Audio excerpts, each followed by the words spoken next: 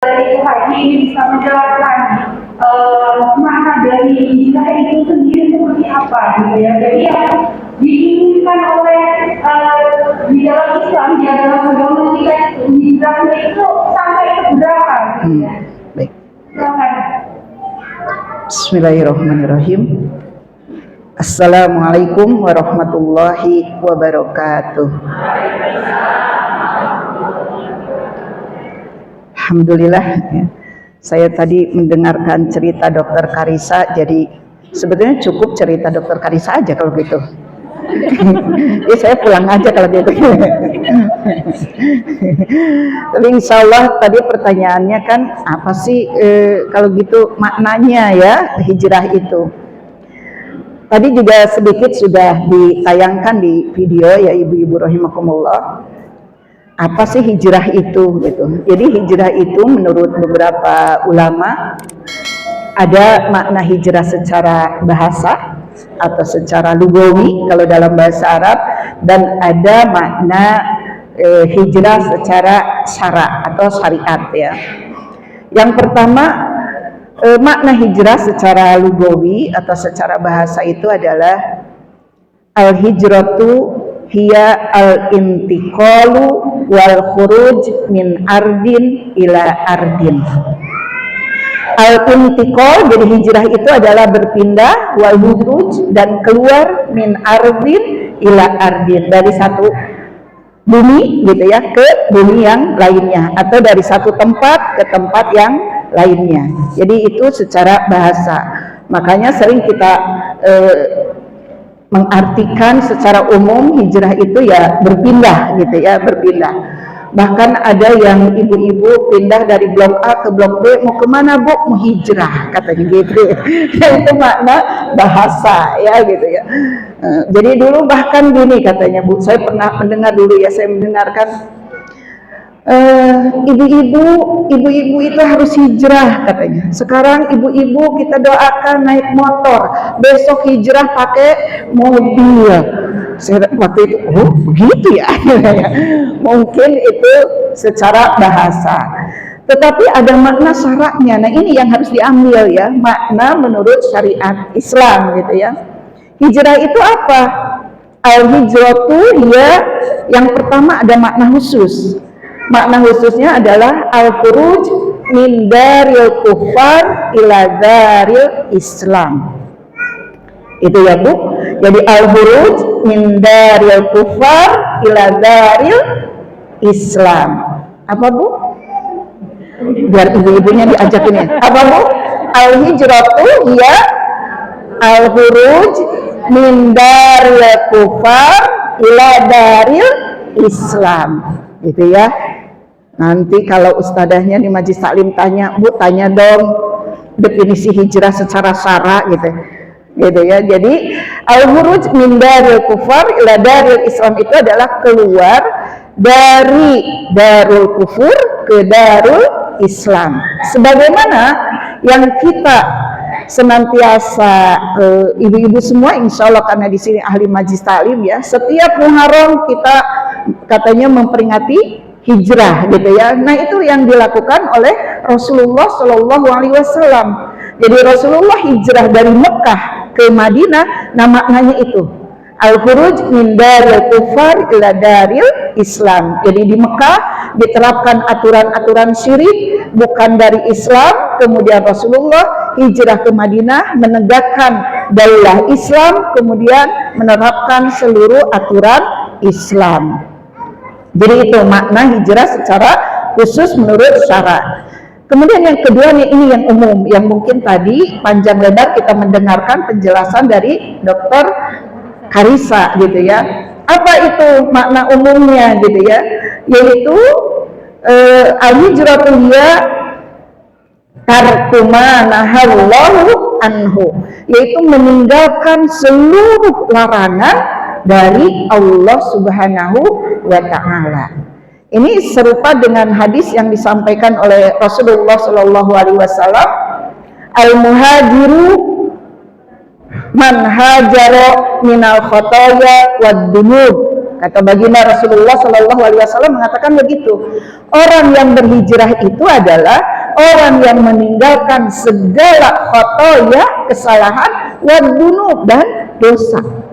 Nah itu mungkin tadi ya yang dibahas. Jadi makanya kenapa misalnya asalnya kita nih belum pakai kerudung, setelah ngaji tahu, oh itu ternyata kita diperintahkan untuk menutup aurat. Kita harus meninggalkan, maka disebutlah itu hijrah, gitu. Atau juga sekarang kan tadi fenomena para pekerja gitu ya, yang asalnya pekerjaannya itu mengandung keharaman, mengandung ribawi misalnya ya, gitu. Kemudian setelah tahu Islam, oh ternyata itu adalah yang dilarang oleh Allah.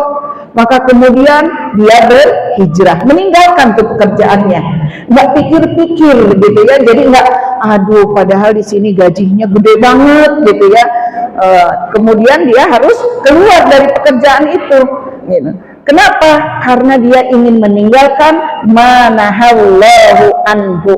Dia ingin meninggalkan apa-apa yang dilarang oleh Allah Subhanahu wa Ta'ala. Karena itu larangan atau kita mengenal haram hukumnya, maka dia tidak ragu untuk berhijrah.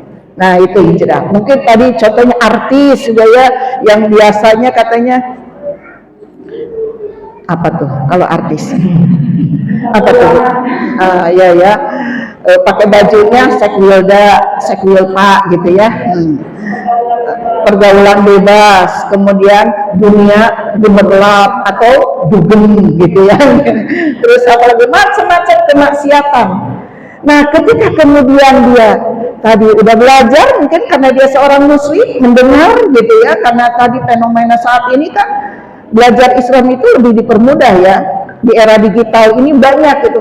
Wih, ternyata itu adalah perbuatan kemaksiatan, perbuatan yang diharamkan, akhirnya berubah. Dia berhijrah. Jadi itu adalah hijrah yang memang berdasarkan makna syara gitu ya, definisi secara syara, dan itu benar dan itu bahkan wajib hukumnya. Kalau meninggalkan seluruh yang dilarang oleh Allah dan Rasulnya, kemudian menuju kepada ketaatan kepada Allah Subhanahu Wa Taala, hukumnya apa? Wajib. Jadi bukan hanya dokter Karisa yang perlu hijrah, bukan hanya artis yang perlu hijrah, tapi kita semua ketika kita masih suka melanggar gitu ya, apa yang dilarang Allah kita kerjakan, apa yang diperintah Allah kita tinggalkan. Nah kudu buru-buru hijrah. Bahkan ibu-ibu rahimakumullah yang hadir di sini pun menganggap bahwa aduh bu, saya emang nggak punya ilmunya gitu, kayak dokter Kaisa tawadu banget kan gitu ya, aduh gimana baca Qurannya juga belum bisa, Islamnya juga baru taunya, alhamdulillah bismillah gitu ya. Terus kudu gimana? Maka dia kudu buru-buru tuh berhijrah juga untuk apa? Menuntut ilmu, karena itu diwajibkan oleh Allah Subhanahu wa Ta'ala. Nah itu makna hijrah. Maka kalau kita melihat dari dua definisi batasan yang syara itu, berpindah dari darul kufri ila darul Islam, kemudian tarku ma nahallahu anhu, meninggalkan seluruh larangan Allah menuju kepada ketaatan Allah, berarti gitu ya bahwa kita itu diperintahkan untuk menjalankan seluruh perintah dan larangan Allah menuju ketaatan yang sempurna.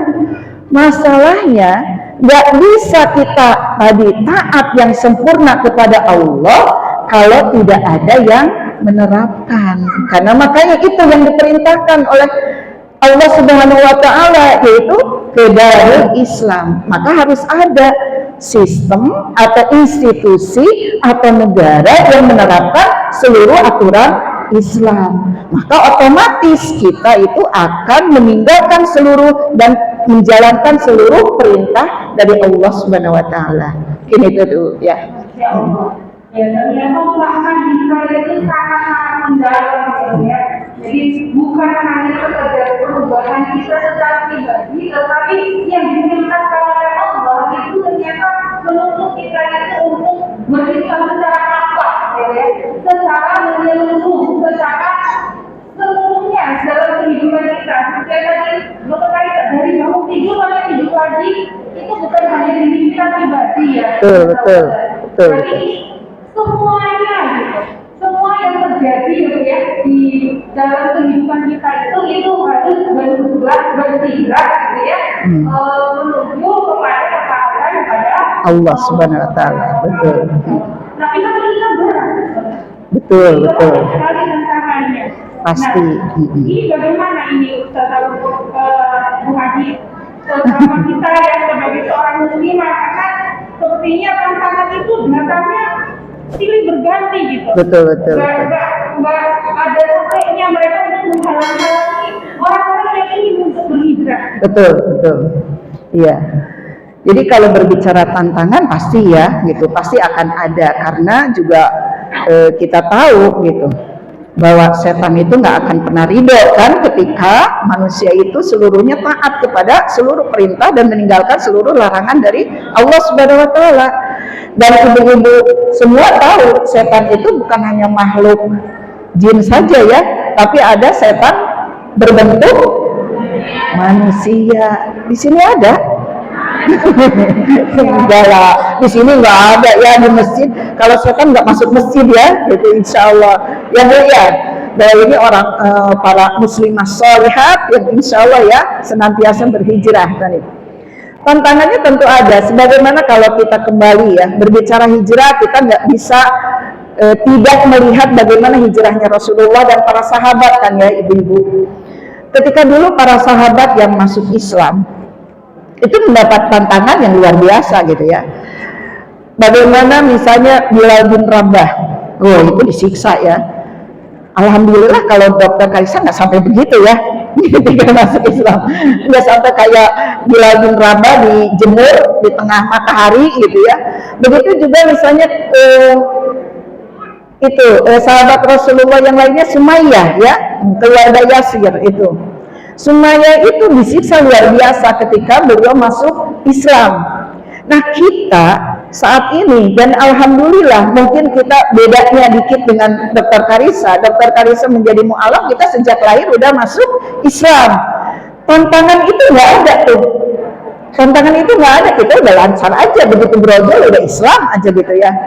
Tetapi apa yang sekarang itu membuat orang susah hijrah, susah berubah gitu ya.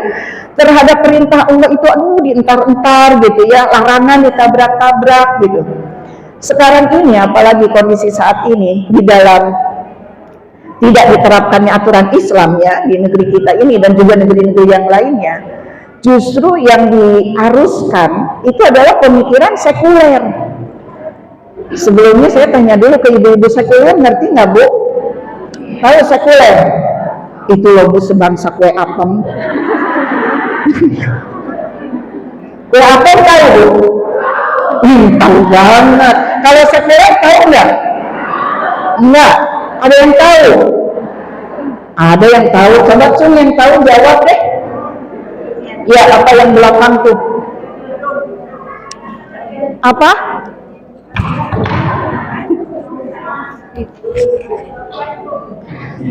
Ya, yang jawab dikasih door prize katanya tuh.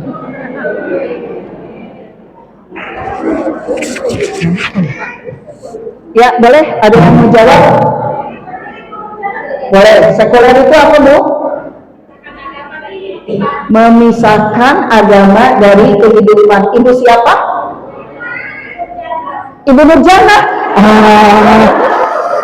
Pantesan, Masya Allah, pantesan. Memang namanya Nurjana itu pokoknya mah. Nurjana, betul sekali ya. Sekuler itu memisahkan kehidupan dari agama. Sering mungkin ibu-ibu dengar begini. Kalau ketika kita bicara ngobrol dengan ibu-ibu gitu ya, Bu, ayo udah bubar, jangan dilanjut nih membicarakan orang dosa gitu kan. Atau ketika ketemu dengan ibu-ibu yang belum pakai kerudung, kata ibunya gini, Bu, udah usia segini masa gitu ya belum pakai kerudung. Terus kata ibunya bilang gini, udah deh, badan gue ini lo resek banget sih, julid kayak netizen gitu kan. gitu ya. Habis itu dipanggilnya Bu Haji, jadi saya suka muncul itu ke Bu Haji gitu. Kayak netizen sirik amat. Udah ngomongin agama mah nanti di majelis taklim, ngomongin agama di masjid. Di sini mah jangan, kita lagi suka-suka yang diomongin neraka mulu. Gitu tuh. Jadi memisahkan seakan-akan agama itu adanya di masjid. Jadi kalau saya bilang begini di masjid, nah ini tempatnya. Tapi kalau saya bilang di luar, apaan sih? Mau kita lagi seneng-seneng banyak aturan amat gitu. Jangan bawa-bawa Islam, jangan bawa-bawa agama. Nah itu yang disebut sekuler. Nah sekarang tahu kan Bu, banyak nggak pemikiran itu di tengah kehidupan ibu-ibu? Banyak. Jadi aja yang tadinya udah niat mau pakai kerudung gitu kan, mau pakai kerudung mah di masjid. Jadi aja aduh gimana ya, di masyarakat belum diterima gitu kan, akhirnya tuh menjadi hambatan buat berhijrah. Begitu juga ibu-ibu tadi ngerasa, saya itu kurang ilmunya nih, terutama ilmu Islam gitu ya. Saya mulai ngaji gitu ke majelis taklim gitu ya. Begitu udah gitu dibilangin lagi, hati-hati loh Bu, hati-hati kalau ngaji di situ, nanti ibu ada cap radikal, radikul, es krim, gitu. Ada itunya, ada es krim, ada panasik, nah itu ya, fanatik, jangan fanatik gitu.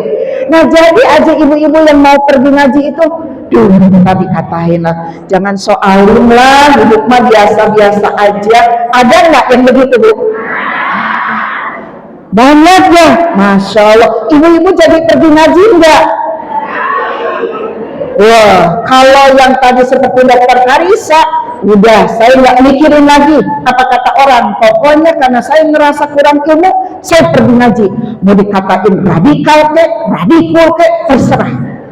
Nah begitu kalau yang sudah hijrahnya karena iman gitu. Terus apalagi yang pemikiran, apalagi pemikiran liberal. Ada yang tahu liberal apa? Tadi Bu Nurjana ya panitia janji loh, janji Bu Nurjana, yang jangan Nurjana 2 lagi nih, boleh? Bukan Nurjana kan? Nanti khawatir katanya udah ngobrol sebelum ketemu, sebelum di sini. Ayo, apa?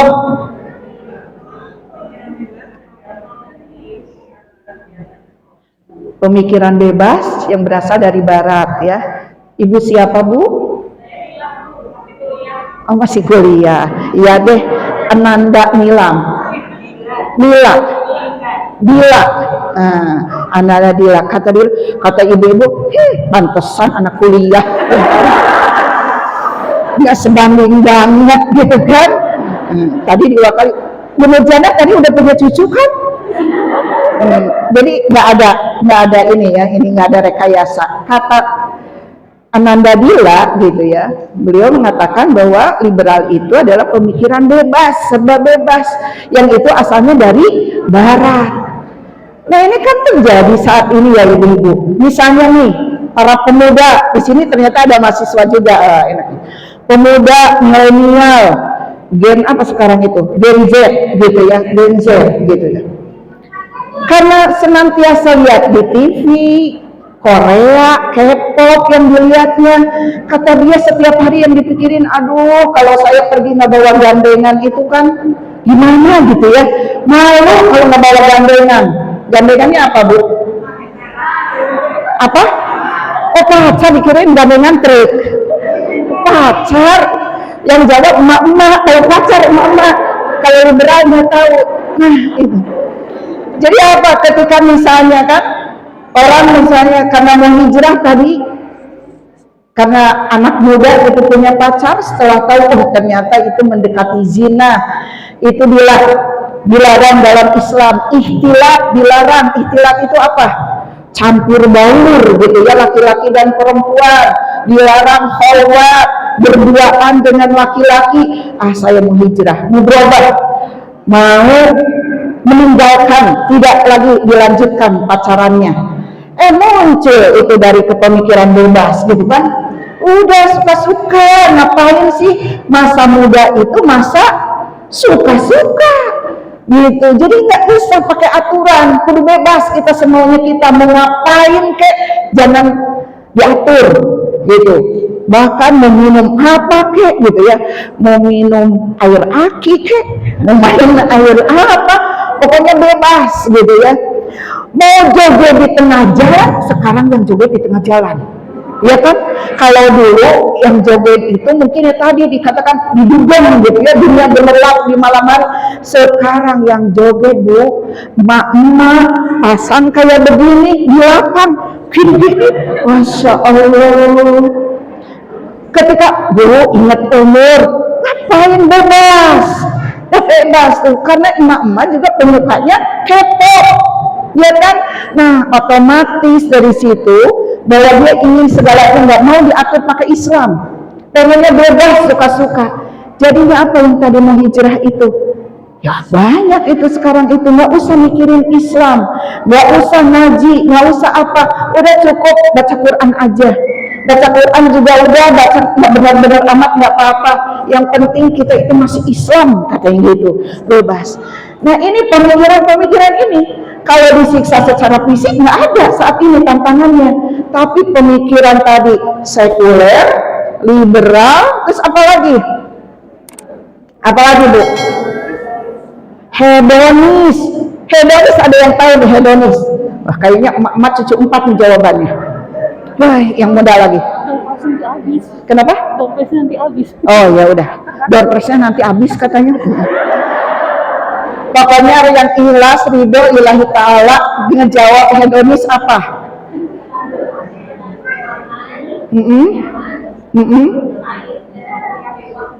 Mantep banget itu jawabnya. Ingin ngeliatin kekayaan gitu ya, pengen selalu stylenya yang terkini gitu ya. Makanya kenapa dilihatin dari apa? Bukan home tour, ya rumah 4x4 aja ada home tournya gitu ya.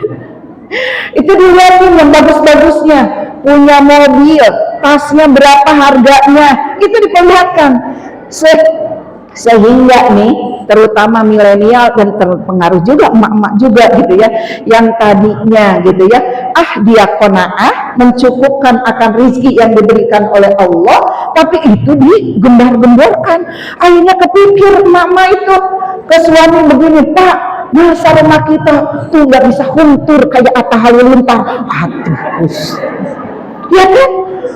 Pak, masa tasnya terus aja 50.000, Aurel aja udah 500 juta gitu kan? Jadi aja yang terjadi apa? Gara-gara hedonis itu bisa jadi rumah tangga cerai, ya kan? Kemudian anak-anak remaja akhirnya apa? Membangkang ke orang tua. Ibu-ibu sering dengarkan di berita ada anak ngebunuh ibunya gara-gara pengen motor, ibunya nggak bisa beliin. Itu akibat dari apa? Itu pengennya gaya-gayaan, nggak mampu tapi pengen gaya. Ada istilah BPJS katanya apa? Ada yang tahu nih, anak muda biasanya tahu apa BPJS? Budget pas-pasan, terus budget pas-pasan, jiwa sosialita. Benar banget. Benar banget. Jadi BPJS itu bukan yang ya itu menunjukkan itu budgetnya pas-pasan tapi jiwanya sosialita. Kalau mau makan kudu kuliner dulu, dikontenin, padahal meninjam punya yang lagi makan. Masuk ke restoran ini dilihat makanannya bagus, yang mau beli gitu ya, dikontenin. Setelah itu keluar aja lihatnya, cuma ngepengen-pengen orang lain doang, dan dia juga enggak gitu. Karena tadi gitu ya, ditunjukkanlah gayanya begitu, akhirnya semua terdorong melakukan itu. Ini itu tantangan saat ini. Belum lagi yang lainnya. Sekarang itu yang paling marak nih ini. Udah bicara serius ini. Berarti ini tantangannya itu nggak kelihatan gitu ya? Betul, nggak kelihatan, nggak kerasa, diterima aja gitu kan. Betul. Betul, nggak kerasa, nggak kayak disuntik. Gimana dibuat komunikasi supaya bisa filter gitu ya? Iya. Kan ini kan akan berpengaruh untuk kita ketika berhijrah. Gitu. Betul. Kalau ini untuk berhijrah, gimana nih? Nah, untuk mengatasinya. betul. Tadi ya, kalau misalnya rintangannya fisik kan kelihatan ya, kayak tadi ditindih sama batu, disiksa kelihatan. Tapi ini justru dengan pemikiran ini yang disebut dengan perang pemikiran itu nggak kerasa. Ibu-ibu aja nerima. Yang dulu ibu-ibu itu pemalu ya, kalau suka lihat yang remaja joget-joget di pinggir jalan kayak yang begini gitu kan. Sekarang itu di jalan jadi kayak yang begini semua. Kata orang, oh, nggak aneh sekarang membedakan, bahkan susah membedakan antara orang yang lagi hilang akal dengan yang masih punya akal. Joget-jogetnya ini, itu saking nggak kerasanya, diterima gitu dengan ini. Makanya ini penting Bu. Tadi Dokter Karissa udah menyampaikan gini kan. Jadi tantangannya gimana? Terus nuntut ilmu, ya kan? Ilmu Islam ini kita itu mungkin baru tahunya kalau digambarkan di dalam kitab Riyadhus Shalihin itu, kalau mengukur ilmu kita sebesar apa, kata Rasulullah, celupkan jari kalian ke lautan, maka itulah yang ada nggak yang nempel di jari kita. Segitulah gitu ya gambaran ilmu kita nih, ilmu Islam kita. Makanya kita itu harus terus untuk ilmu Islam itu, karena bisa jadi kita tahunya baru sebatas nutup aurat itu wajib, khamar itu haram, tapi ternyata pergaulan bebas belum tahu. Jadi kudu terus. Nah, ditambah selain itu ibu-ibu rahimakumullah, ibu-ibu kudu tahu secara realitanya, faktanya di saat ini, tadi ide-ide pemikiran yang sesat juga ibu-ibu kudu tahu bahwa itu ternyata pemikiran bukan dari Islam. Supaya kerasa, ini mah tadi sekuler, ini mah liberal, ini mah hedonis, ini mah materialis gitu ya, atau pluralis gitu ya, yang menganggap sekarang kan semua agama sama. Jadi yang dulunya kita itu kalau lihat misalnya tempat ibadahnya dulu Dokter Karissa gitu ya, cuma lihat dari jauh, sekarang rebanaan di situ, ya enggak Bu? Pernah lihat ada yang main rebana baca sholawat di dalam gereja? Pernah lihat kan? Nah, itu pemikiran-pemikiran yang kita perlu tahu bahwa itu pemikiran sesat yang datangnya itu adalah dari Barat, karena Barat menginginkan supaya kaum muslimin itu nggak ngerti Islam secara menyeluruh. Yang tahunya yang begitu, akhirnya diikuti. Ibu-ibu itu masa baca Tola'al badru alaina di dalam gereja, siapa yang mau muncul? Iya kan itu Tola'al badru alaina itu dalam rangka dulu menyambut Rasulullah. Ini di gereja nyambut siapa? Nah, aneh kan pemikiran-pemikiran yang aneh. Jadi selain ibu-ibu belajar Islam, juga ibu-ibu perlu tahu nih pemikiran-pemikiran yang datangnya dari Barat.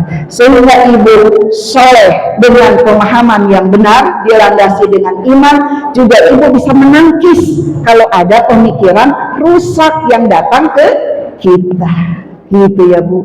Makanya biar istiqomah juga. Biar istiqomah juga. Ini pertanyaannya tadi mah pelan-pelan ya, saya terus ditanya gitu coba. Ngejar waktu atau Masya Allah. Terus gimana dong supaya istiqomah gitu ya? Kalau supaya istiqomah gini Bu. Tadi makanya kenapa saya menjelaskan dulu dari makna hijrah. Supaya apa? Supaya tahu kita semua hakikat hijrah sesuai dengan syariat itu seperti apa. Sehingga kita tahu bahwa ternyata hijrah itu bukan buat mu'alaf saja. Hijrah itu bukan buat artis saja. Hijrah itu bukan orang-orang yang tadi kerja di tempat-tempat yang haram. Tetapi hijrah itu adalah untuk kita semua. Selama kita masih suka melanggar aturan Allah, kita buru-buru hijrah. Itu yang menyebabkan kita itu jadi istiqomah, tahu makna hijrah. Sehingga kalau ada pembahasan hijrah itu bukan begini, apalagi pas kebetulan yang dihadirkan mu'alaf. Hijrah teh dari pakai teh ya.